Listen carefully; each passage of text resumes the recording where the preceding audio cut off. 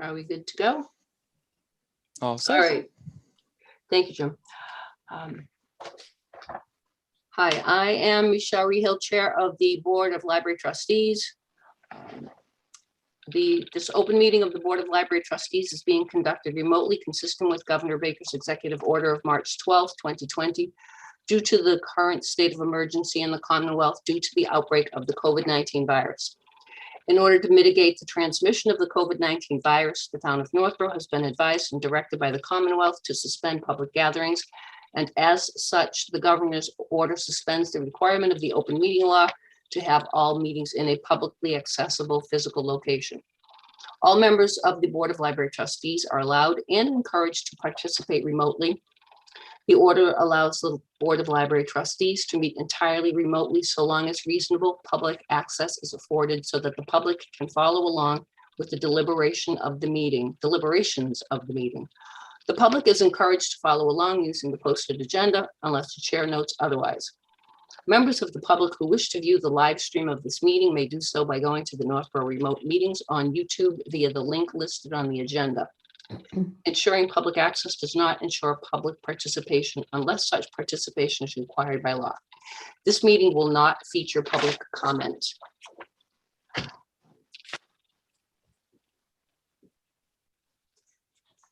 Members, I will call your name and please respond in the affirmative when I call you for your attendance. Mitch Cohen, Mitch Cohen, aye. Jim Hogan, Jim Hogan, aye. Hamilton Soriano. Not here. Nita Karanjkar, Nita Karanjkar, aye. Jocelyn McKelney. Oops, you were Did not muted. hear you, Jocelyn. We lost the audio. Now? Yep. There. Jocelyn McKelney, aye. Thank you. Charles Recchia, Charles Recchia, aye. Joan Scott, Joan Scott, aye. Richard Tucker, Tucker, aye. and Michelle Rehill is here. We also have President Jen Bruno, Library Director. And our host tonight is Jim DiGiulio. Well,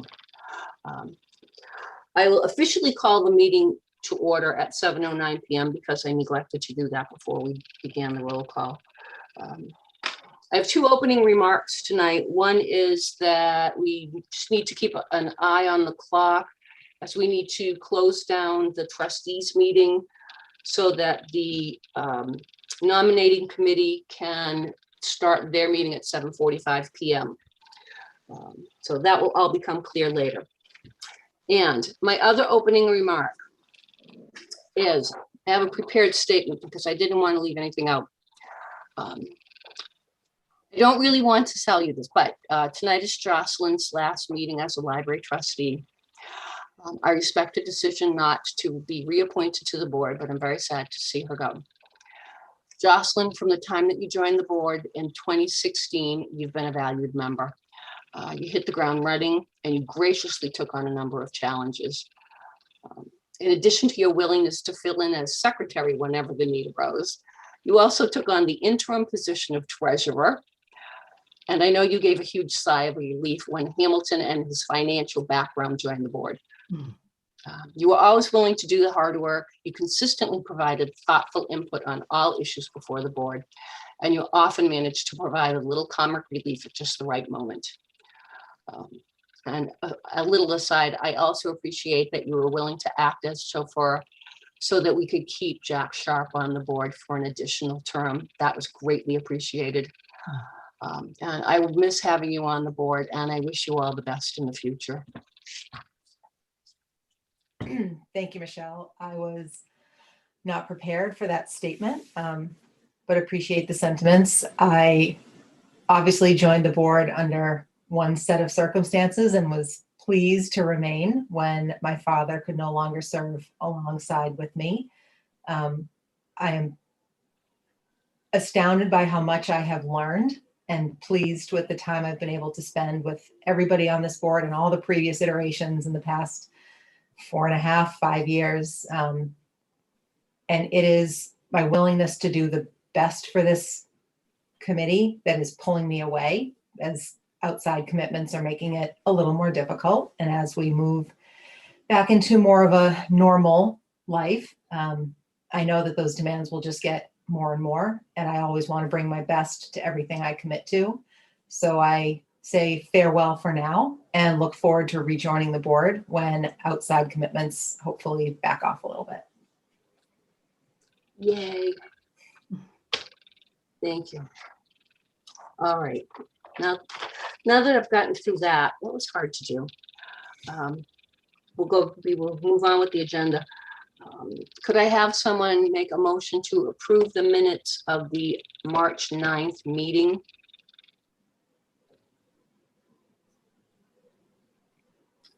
Anyone? I'll make a motion to approve the meeting minutes of March 9th, 2021 as presented. All right. Do I have a second? I second it. Thank you, Joan. All right, by roll call, to accept the minutes as presented. Mitch Cohen, Mitch Cohen, aye. Jim Hogan, Jim Hogan, aye. Nita Karanjkar, Nita Karanjkar, aye. Jocelyn McElhenney, Jocelyn McElhenney abstain. Charles Recchia, Charles Recchia, aye. Joan Scott, Joan Scott, aye. Richard Tucker, Richard Tucker, aye. and Michelle Rehill also says aye. The motion carries in the affirmative with one abstention. All right, moving on. The FY21 appropriations report. Does anyone have any questions or comments about that? Is there anything, Jen, that you want us to notice in particular, or? Nothing in particular. We're still catching up some of the materials budget. We're still doing some large ordering and they're still backed up. So it's slowly catching up to where it should be for this time of the year. And it should continue to look like we're spending money, Okay, especially next month. yeah.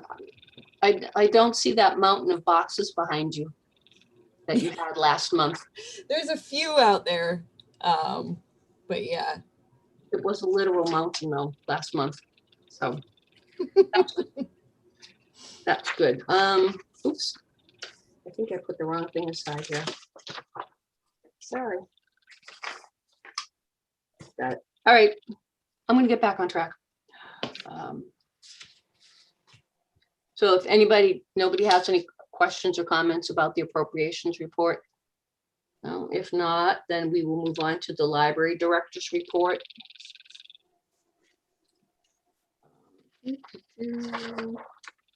I think as part of the library director's report, we put on there an item that will be to vote for the library reopening plan. And Jen talks about that in her report. Does anybody have anything to ask or comment, feedback with regard to that particular item? Or anything else in the report, but I just want to make sure that if anybody has questions about the reopening plan, that we bring them up now, because we do want to officially approve this. Yes, Mitch. A question, just because I didn't completely understand it. So the on-hold shelves that you're going to be establishing, the books will be not enclosed in a bag or anything like that, but the binding will be towards the back. Is that accurate? That's accurate. Okay. Is that considered privacy conscious enough in the library world? Yeah. That's the best practice that I could get from asking around. Some people just put them spine out so you can see it. And some go to all the trouble of wrapping things, but I don't think that's necessary, especially because the hold shelf where people will be able to pick everything up is right within sight of the circulation desk. So we don't anticipate too many issues with it. But if it becomes apparent that we need to do something a little more secure, then we'll make that adjustment. Okay. And you'll continue to have the reservation for holds pickups for people that don't come into the library during open hours, correct? That's correct. And what's the process for when someone walks into the library and wants to get something off of the shelf, off of a hold shelf? If Do they it's, take it and go, or do they have to check it out through either a kiosk, or it looks like you'll be using an app in the near future? yep, we have, they would have two options really. We have the self-checkout, which is either through the app or the kiosk, or they can grab their holds and bring them up to the desk and the staff can check them out. Okay. Thank you. That was my only question. I do have one question. I'm not sure if it was in the most recent document or the previous reopening document that we had, but I recall reading that if a patron came to the library and refused to wear a mask, that patron would be asked to stay outside and would be serviced outside. Is my memory correct, Jim? Yes, if somebody chooses, and there are of course medical exemptions, which we want to respect and honor. But basically, if somebody just does not want to wear a mask or refuses a mask for some reason, yeah, we would try to make as many accommodations as we can to still get them what they need, whether that's picking something up or bringing a laptop out for them to use in the parking lot, or any other accommodations that we can make. Well, we Yes, I have just had a masks. little- I'm sorry, I stepped out of turn. Go ahead, I Jim. just had a little concern with that, and that the medical issue I have no problem with. Mhm. But someone who just doesn't want to wear a mask, I don't know, I have an issue with that. Why should they be accommodated?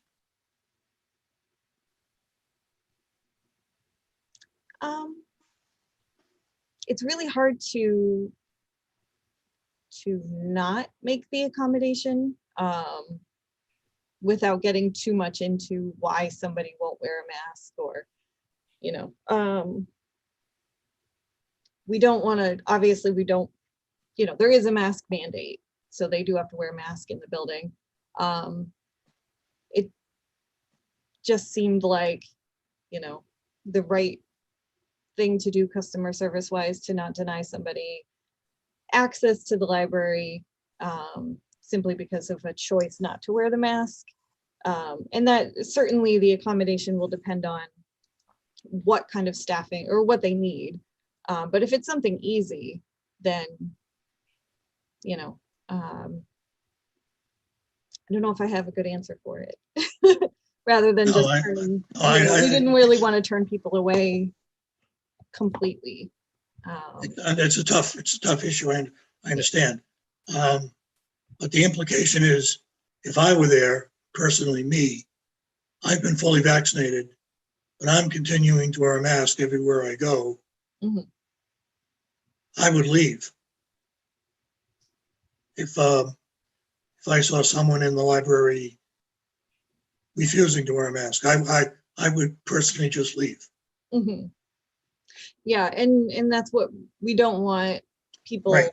coming in, so the greeter, which will be me or one of the department heads to start, would stop somebody from being able to enter. And if they forgot a mask, we'll have that's extra masks. a different issue. Yeah, totally different issue, right?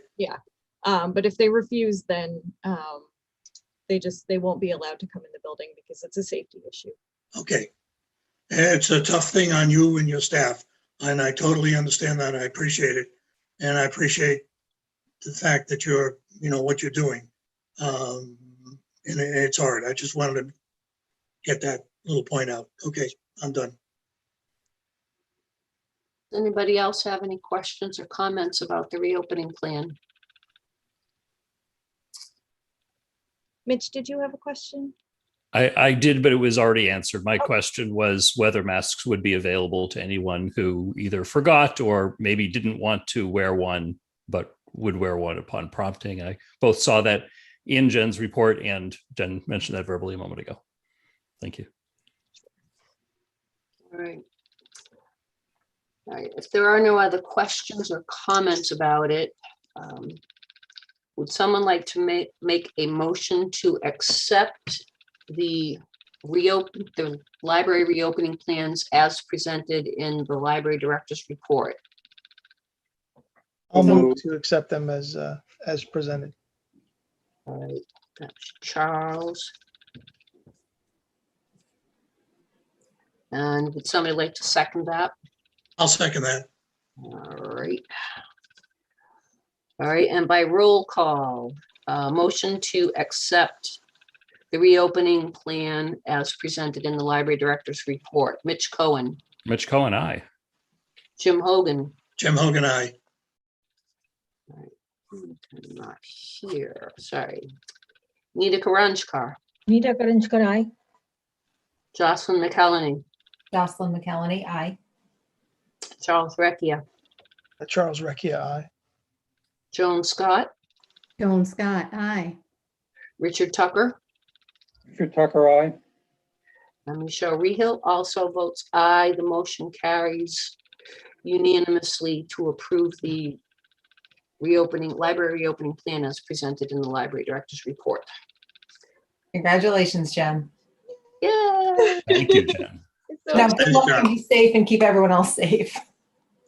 we'll keep everybody safe. And I believe all of the staff qualifying for vaccination will be vaccinated by, plus that 2-week buffer by May 15th. Most of the staff will be all set to go by May 3rd. That's great. Excellent. Excellent. Yay.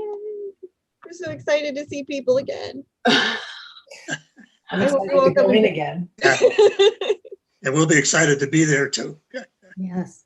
I was beginning to think it would never happen, but I'm happy to see that. Actually, I have a question. Will we doing any kind of press release or anything else to announce the opening? Oh yeah, absolutely. Wonderful. Yep, I will get working on that press release. Well, all right, full disclosure, I've already been working on it. So I'll have everything, I would say by Thursday, we'll start to get everything out. Just to give me tomorrow to finalize everything. Okay. Oh my word.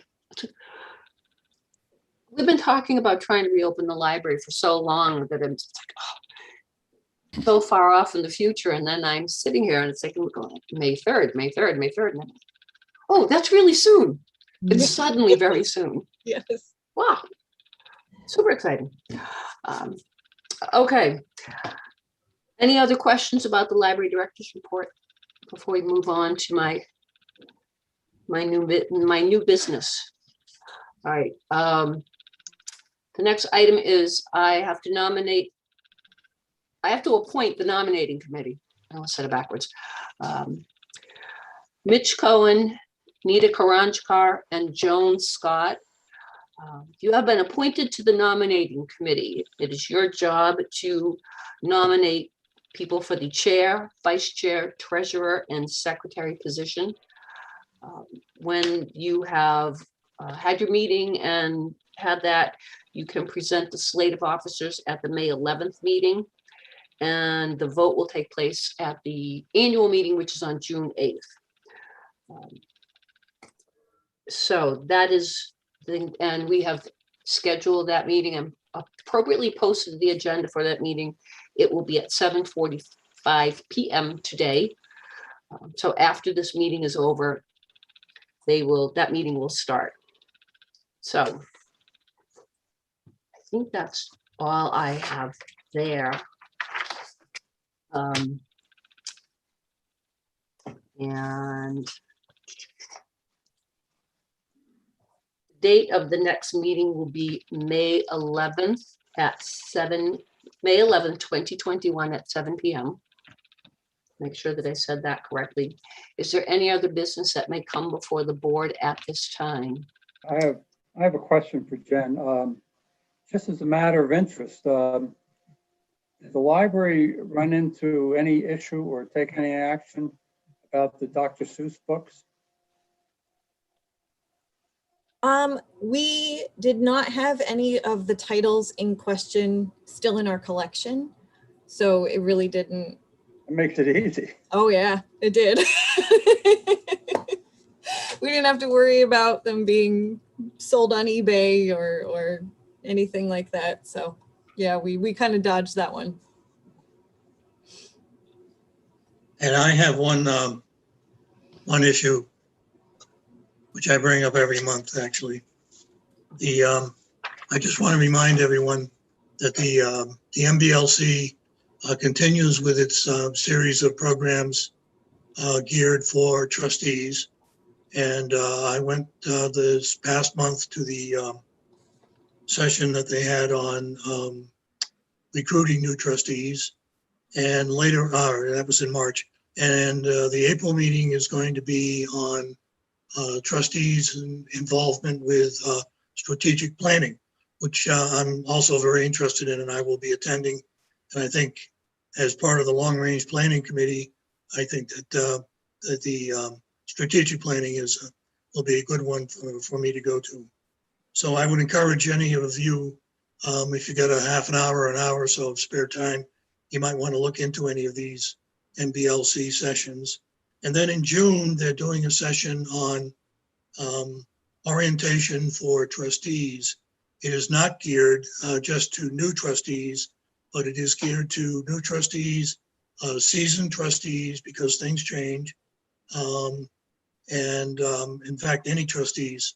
So these are all very, very good sessions. They were very worthwhile. They don't take a lot of time, and they're painless.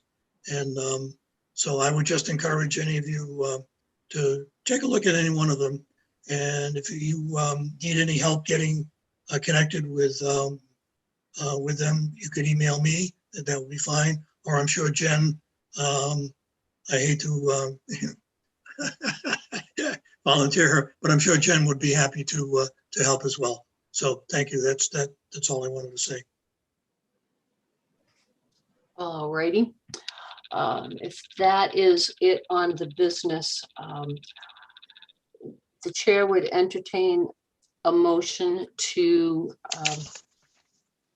adjourn the meeting.